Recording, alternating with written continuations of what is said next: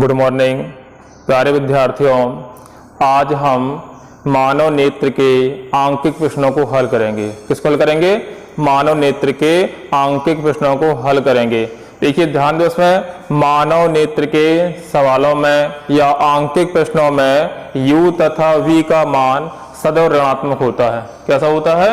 u तथा v का मान सदैव ऋणात्मक होता है। ऐसा क्यों होता है? ऐसा इसलिए होता है कि अगर हमारे सामने की वस्तु रखी है तो हमें सामने दिखाई दे रही, ऐसा तो है नहीं कि पीछे दिखाई दे रही है। इसीलिए मतलब जिस तरह वस्तु रखी होती है उसी तरह उसका प्रतिबिंब बनता है।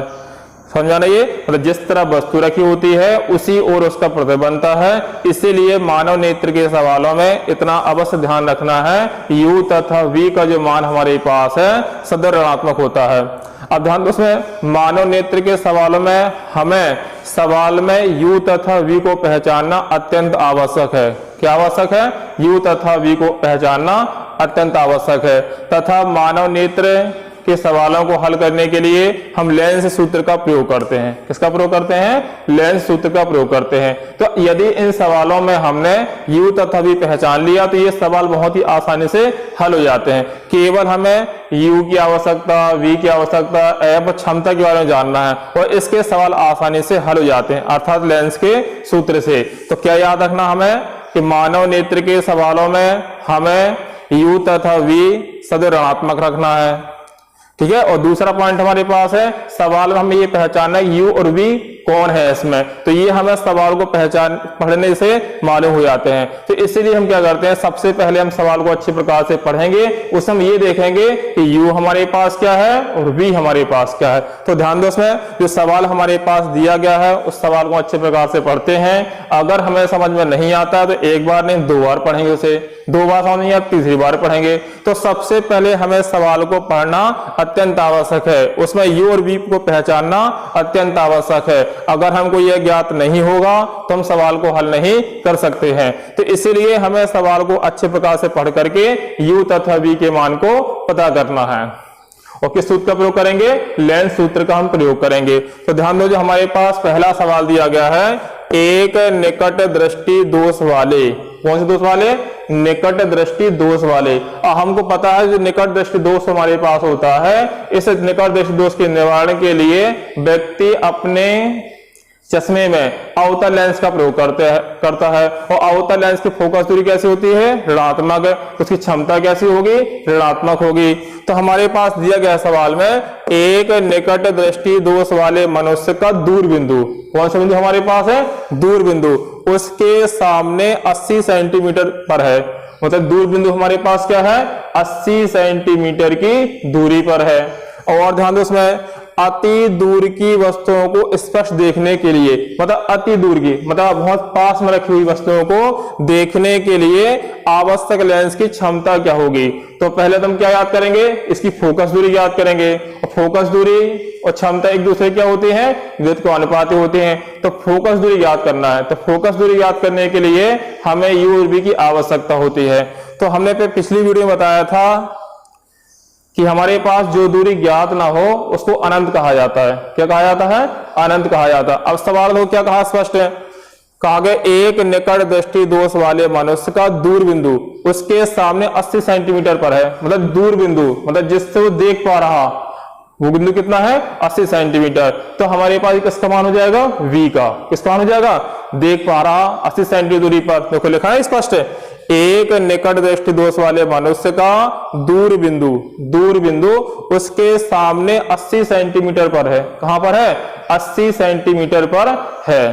फिर इसके बाद कहा देखो, अति दूर की वस्तुओं को स्पष्ट देखने के लिए, मतलब अति दूर मतलब पास की वस्तुओं को, और पास की वस्तु पता है कि कितनी दूरी पर है? नहीं पता है। तो यहां पर हमारे पास u का मान कितना हो जाएगा? अनंत है, क्योंकि वस्तु को रखना। देखो अति दूर की वस्तुओं को स्पष्ट देखने के लिए, अति दूर की वस्तुओं को स्पष्ट देखने के लिए अर्थात पास की वस्तु देखने के लिए मतलब वस्तु को देखने के लिए, तो किसका मान हमारे पास है? u। और पता नहीं हमारे पास कितनी दूरी पर है, जब ज्ञात ना हो तो उसका मान कितना होता है? अनंत। तो यहाँ u का मान हमारे पास अनंत हो गया। तो हमारे पास इस सवाल में v बराबर दिया गया है माइनस का 80 सेंटीमीटर और u बराबर हमारे पास दिया गया है माइनस का अनंत। क्या याद करना हमें? क्षमता ज्ञात करना है। जो आवश्यक लेंस हमारे पास है, इस आवश्यक लेंस की क्षमता ज्ञात करना है। अब जैसे अगर हमको पहचानते हुए ना बने तो इसका एक हमारे पास तरीका है, जो दूर हमारे पास दिया जाए अधिकतम हमारे पास है वो अधिकांशतः हमारे पास v कहलाता है। क्या कहलाता है? v कहलाता है। अभी हमको सवाल और बताएंगे तो इसमें क्लियर हो जाएगा। तो ध्यान दो, इसमें v का मान कितना है? -80। u का मान कितना हमारे पास है? -अनंत। क्योंकि अति दूर की वस्तुओं को स्पष्ट देखने के लिए, अति दूर की वस्तुओं को स्पष्ट देखने के लिए वस्तु कहां रखा है? अति दूर रखा गया है, पता नहीं है, इसलिए क्या आ जाएगा? माइनस का अनंत आ जाएगा। तो u बराबर हमारे पास हो जाएगा माइनस का अनंत। अब हम लगाएंगे लेंस सूत्र से, लेंस सूत्र से। अब लेंस सूत्र हमारे पास क्या होता है? 1/f equal 1/v minus 1/u होता है।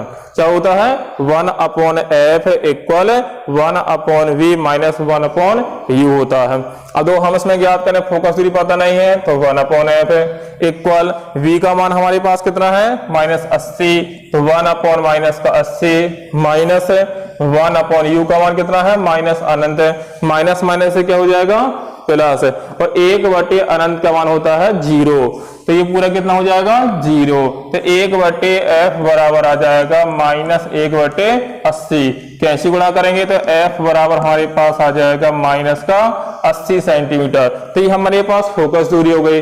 लेकिन हाँ, फोकस दूरी नहीं ज्ञात करना है, क्या ज्ञात करना? क्षमता ज्ञात करना है। तो हमने पढ़ा हुआ है P बराबर होता है 100/f है। तो 100/f का मान कितना हमारे पास है? -80। -80 किससे कट जाएगा? ये 20 से कट जाएगा। 20 चौके 80, 20 पंचे 100, तो माइनस का 5/4 आ जाएगा। तो P बराबर आ जाएगा -4 का भाग देंगे, 4 एकम 4, 4 दूनी 8, 4 पंचे 20, 1.25 डायोप्टर। तो ये हमारे पास आवश्यक लेंस की क्षमता हो जाएगी।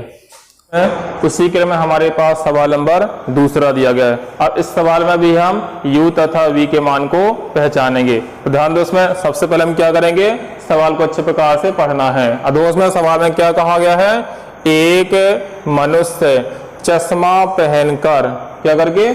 चश्मा पहनकर 25 सेंटीमीटर की दूरी पर रखी वस्तु को स्पष्ट पढ़ सकता है। अब क्या कहा गया इसमें? 25 सेंटीमीटर की दूरी पर रखी वस्तु को स्पष्ट पढ़ सकता है। अर्थात वस्तु कहाँ रखी गई है? 25 सेंट दूरी पर। तो हमारे पास इस सवाल में u का मान दिया गया है -25 सेंटीमीटर। फिर इसके बाद कहा चश्मे में प्रयुक्त लेंस की क्षमता माइनस के 2 डायोप्टर है। अर्थात हमारे पास P बराबर दिया गया है -2 डायोप्टर। P का मान दिया गया है। P का जो मान हमारे पास दिया गया था, इससे हम फोकस दूरी ज्ञात कर सकते हैं। तो सूत्र हमारे पास क्या होता है?